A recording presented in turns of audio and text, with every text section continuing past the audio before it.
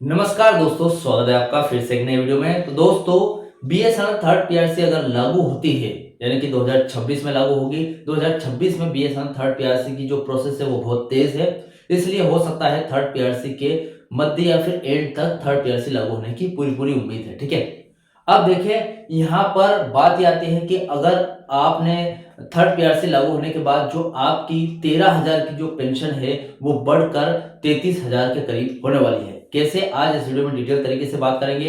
Arrear के बारे में भी आपको बताने वाला हूं और फाइल की क्या स्थिति है वो भी आज इस वीडियो में हम जानेंगे। ठीक है, तो सबसे पहले तो मैं आपको देखिए, यहाँ पर मेरे सब्सक्राइबर के कुछ कमेंट आए थे। इसके पहले जो भी मैंने वीडियो अपलोड किया है उसमें कुछ कमेंट आए थे मुझे। ठीक है, उस कमेंट के आधार पर यहाँ पर उन सवालों के जवाब भी देने वाला हूँ। ठीक है, जो भी कमेंट पूछे गए, तो सबसे पहले हम यहाँ पर उन सवालों को देख लेते हैं क्या कमेंट किए हैं। ठीक है,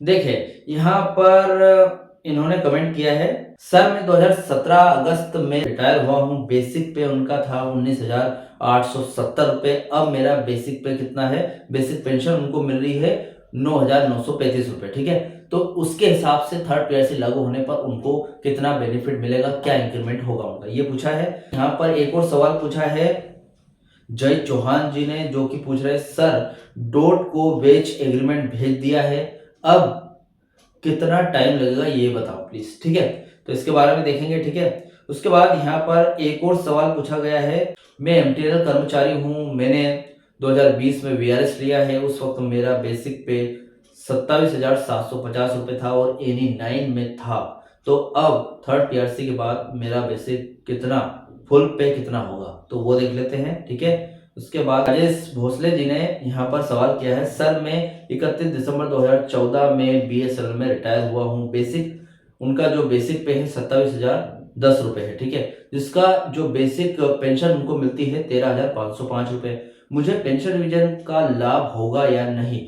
अब देखिए यहाँ पर एक सुरेंद्र दुबे जी ने भी यहाँ पर पूछा है सवाल, मैं 2020 में बीएसएनएल वीआरएस रिटायरमेंट हूँ। मेरे स्केल जो उनके स्केल पे थे वो, जहां पर उनको 20,000 रुपये 140 रुपये थी, रिटायरमेंट के बाद 12,070 रुपये उनकी पेंशन हो गई। ठीक है, तो यहाँ पर वो भी अपना कैलकुलेशन चाहते हैं। तो दोस्तों देखिए, यहाँ पर कैलकुलेशन के आधार पर मैं आपको सटीक खबर पूरी देने की कोशिश करूंगा, लेकिन थोड़ा सा कैलकुलेशन मोटा मोटा करके बताऊंगा, ताकि आपको क्या है कि ज़्यादा लंबा वीडियो नहीं हो। यानी कि अगर वीडियो 20 मिनट 25 मिनट का हो रहा है तो वैसे ही ज़्यादा लंबा वीडियो देखने की आदत नहीं होती है, तो देखा जाए तो ज़्यादा लंबा वीडियो नहीं होना चाहिए। सभी चीज़ों के बारे में बताने वाला हूँ। उसके बाद यहाँ पर ये जो इन्होंने सवाल पूछे हैं इसका भी सटीक जवाब देने की पूरी कोशिश करूंगा। ठीक है, तो सबसे पहले चैनल पर नए हो तो सब्सक्राइब करें। मेरा नाम है सूर्य विश्वकर्मा। जानकारी यूजफुल लगे तो एक लाइक करके जरूर जाना। चलिए दोस्तों, बढ़ाते हैं वीडियो को आगे।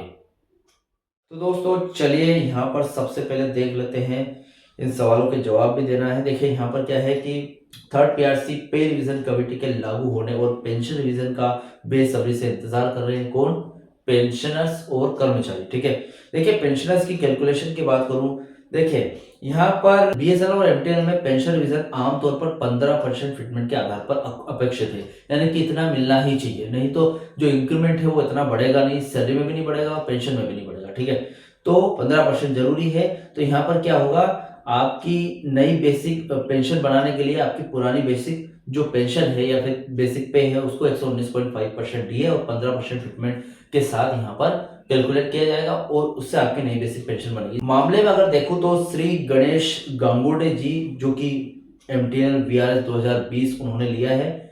देखिए उनका अगर जो सवाल है उन पर यहाँ पर जवाब ये है कि देखिए सबसे पहले तो आपने जो रिटायरमेंट बेसिक मुझे बताई है, बेसिक पे आपकी थी 27,750 रुपए। ठीक है, एनी 9 पे स्केल पर थे आप। अनुमानित नई बेसिक थर्ड पीआरसी के बाद आपकी बेसिक कितनी बनेगी, समथिंग 65,000 से लेके 68,000 के बीच में फिट हो सकती है। ठीक है, एनी 9 पे स्केल पर कितनी थी, आपने बताई थी 27,750 रुपए थी। ठीक है, अभी यहाँ पर अगर ये कैलकुलेट होती है थर्ड पीआरसी लागू होने के बाद, तो देखिए यहाँ पर डायरेक्ट कैलकुलेशन करके कुछ नहीं बताने वाला हूँ, मैं फॉर्मूला बता देता हूँ। फॉर्मूला से आप डायरेक्ट कैलकुलेट कर सकते हैं, जैसे कि आप अपनी बेसिक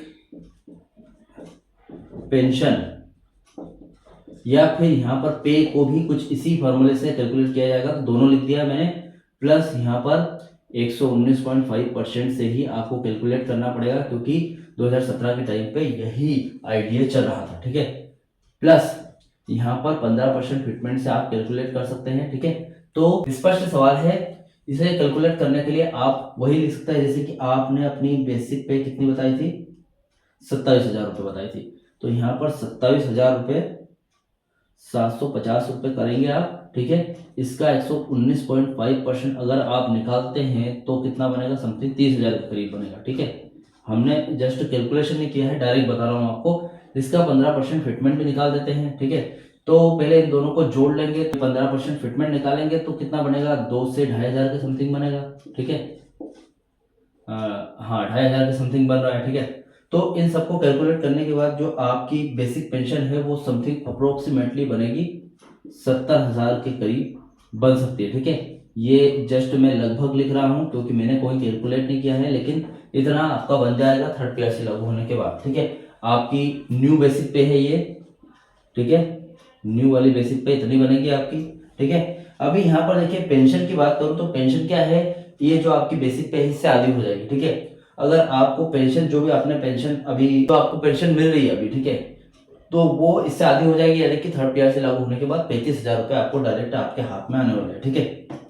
अभी देखिए दूसरे कमेंट की बात करूं तो श्री राजे भोसले जी ने भी यहाँ पर कमेंट किया है, उन्होंने बीएसएनएल जो रिटायर है 2014 के टाइम पे, देखिए आपने जो रिटायरमेंट है वो बेसिक पे, रिटायरमेंट के टाइम पे बेसिक पे कितनी थी आपकी, 27,010 रुपये आपको मिल रहे थे। वर्तमान बेसिक पेंशन आपको 13,505 रुपये मिल रही है। थर्ड पीआरसी के बाद आपको 2017 से एरियर का भी लाभ मिलने की पूरी उम्मीद है। देखिए यहाँ पर आपकी जो बेसिक पेंशन लगभग 31,000 से 33,000 के बीच में बनेगी, ठीक है। आपको बता दूं आपने 2014 के टाइम पे रिटायरमेंट ली थी, ठीक है। 2014 के टाइम पे आपकी जो बेसिक पे है, ठीक है, वो कितनी चल रही थी, बेसिक पे आपको मिल रहा था 27,010 रुपये, 27,010 रुपये के समथिंग आपकी बेसिक पे थी, ठीक है। अब यहाँ पर आपको जो पेंशन है वो फिलहाल कितनी मिल रही है, वो मिल रही है आपको 13,505 रुपये मिल रहे हैं, ठीक है, इतना मिल रही है। और थर्ड पीआरसी के बाद आपकी कितनी बनेगी, यहाँ पर थर्ड पीआरसी लागू होने के बाद आपकी बेसिक पेंशन लगभग 31,000 से लेके 33,000 के बीच में बने, ठीक है। ये इतनी आपकी बेसिक पेंशन बनेगी। अब यहाँ पर देखिए कोई बेसिक पेंशन में यहाँ पर आपको जो भी एरियर वगैरह है वो कोई कैलकुलेशन नहीं हुआ है। जो डीए कर्मचारियों का डीए जो बढ़ना था, ठीक है, थर्ड पीआरसी लागू होने के बाद 2017 से लेकर 2026 में वो डीए ऐड नहीं हुआ है, तो यहाँ पर डीआर ऐड होगा। तो डीआर भी जो डीएनएस रिलीफ है वो भी ऐड होगी, तो वो भी ऐड नहीं हुआ यहाँ पर, ठीक है। तो ये आपकी सिर्फ बेसिक पे 119.5% प्लस 15% फिटमेंट को मर्ज करके इतनी आपकी बेसिक बनेगी। इसके ऊपर जो डीए है 53.4% जो कि 2017 से 2026 तक का है वो भी लग सकता है, ठीक है। तो वो लगेगा तो उसका आधा पैसा भी यहाँ पर आपको मिलेगा 100%। सुरेंद्र दुबे जी ने भी यहाँ पर सवाल पूछा है जो कि उनकी रिटायर है 20,140 रुपये, वर्तमान आपको 12,070 रुपये मिल रही है, ठीक है, पेंशन मिल रही है। अभी एरियर की कैलकुलेशन की बात करूं, देखिए एरियर इस बात पर निर्भर करेगा कि सरकार प्रोस्पेक्टिव आगे से लागू करती है या फिर रेट्रोस्पेक्टिव पिछली तारीख से लागू करेगी, ठीक है। अगर 1/1/2017 से लागू होता है तो 7 साल का एरियर लाखों में हो सकता है, ठीक है। लगभग 5 लाख से लेकर 8 लाख तक आपको मिल सकता है, ठीक है। लेकिन अभी सरकार एरियर देने के लिए सहमत नहीं दिख रही है। अभी फाइल की वर्तमान स्थिति की बात करूं, यानी कि जो फिलहाल अपडेट है 2026 में चल रहा है, ताजा अपडेट के अनुसार बीएसएनएल एमटीएनएल पेंशन रिवीजन की स्थिति कुछ इस प्रकार है।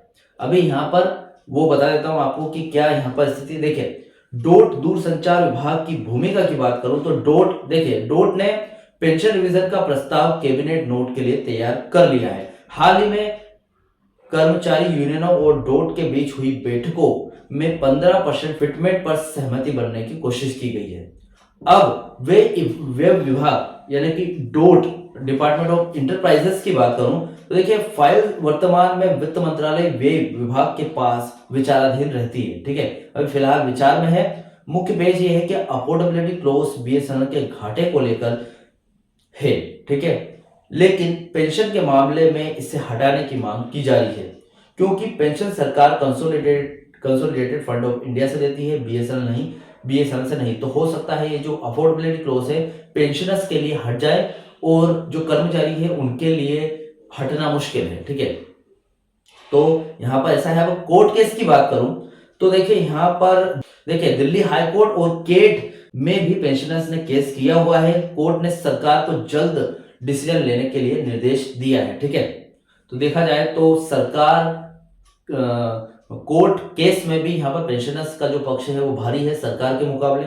तो यहाँ पर देखा जाए तो पेंशनर्स की जीत मुमकिन है। 15 मार्च 2026 के मार्च 2026 के महीने में जो कोर्ट का आदेश आने वाला है, जो कि हो सकता है अगर पेंशनर्स के पक्ष में आया तो पेंशनर्स की जीत होगी। पे रिवीजन से पेंशन रिवीजन लिंक हो जाएगा और 7 सीपीसी और 8 सीपीसी का लाभ पेंशनर्स को मिल जाएगा, बीएसएनएल पेंशनर्स को भी, ठीक है।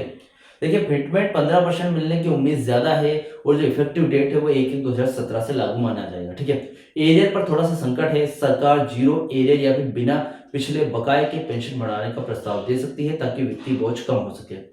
कुल मिलाकर आपकी पेंशन में 2.5 से 2.25 गुना तक की वृद्धि देखी जा सकती है थर्ड पीआरसी के बाद, जब पुराने डीए को बेसिक में मर्ज किया जाएगा तब, ठीक है। तो फिलहाल यहाँ पर ये अपडेट थी और जो आपने क्वेश्चन पूछे थे उसके मैंने 100% सटीक जवाब देने की पूरी कोशिश की है, ठीक है। इन क्वेश्चन में जो भी सवाल थे उसके मैंने जो भी जवाब दिए हैं और जो भी कैलकुलेशन किया है, जो जानकारी दी आपको, इससे रिलेटेड जो भी आपके डाउट क्वेश्चन वगैरह हो तो मुझे कमेंट बॉक्स में कमेंट कर सकते हैं। वीडियो अच्छा लगा तो वीडियो को लाइक कमेंट से जरूर करें। मिलते हैं दोस्तों नेक्स्ट वीडियो में। सी यू सून।